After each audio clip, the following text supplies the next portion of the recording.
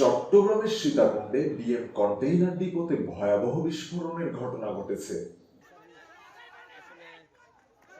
এখন পর্যন্ত নিহতের সংখ্যা দাঁড়িয়েছে ৮ জন, তবে সময় যতই যাচ্ছে এই সংখ্যা বৃদ্ধি পাচ্ছে। পুলিশের সদস্য, ফায়ার সার্ভিসের সদস্য এবং শ্রমিক সহ ৪ শতাধিক মানুষ দগ্ধ এবং আহত হয়েছেন। শনিবার রাত ১০টা থেকে ১১টার দিকে সীতাকুণ্ড উপজেলার ভাটিয়ারি এলাকায় বিএম কন্টেইনার ডিপোতে এই অগ্নিকাণ্ডের ঘটনা ঘটে।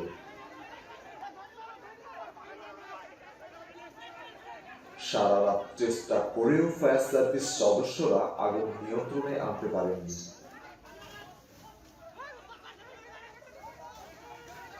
বিস্ফোরণে কন্টেইনার ডিপোর আশেপাশে ৩ থেকে ৪ কিলোমিটার এলাকায় ব্যাপক কম্পনের সৃষ্টি হয়।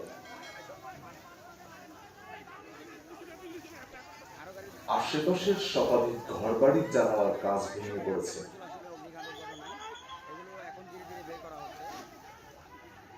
ফায়ার সার্ভিসের ১০টিরও বেশি ইউনিট ঘটনাস্থলে গিয়ে আগুন নিয়ন্ত্রণের কাজ করছে।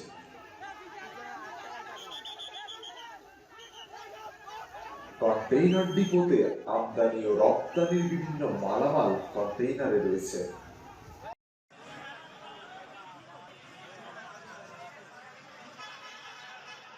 বিএম কন্টেইনার ডিপোতে লোডিং পয়েন্টের ভিতরে আগুন লাগে প্রথমে।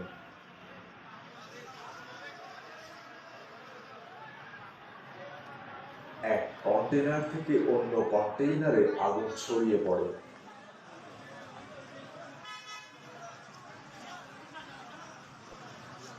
একটি কন্টেইনারে রাসায়নিক থাকায় বিকট শব্দে বিস্ফোরণ ঘটে।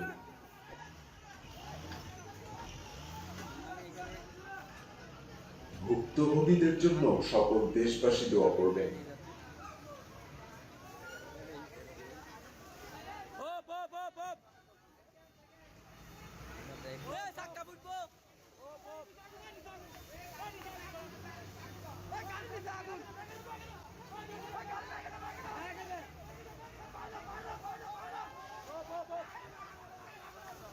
পিছনে আসেন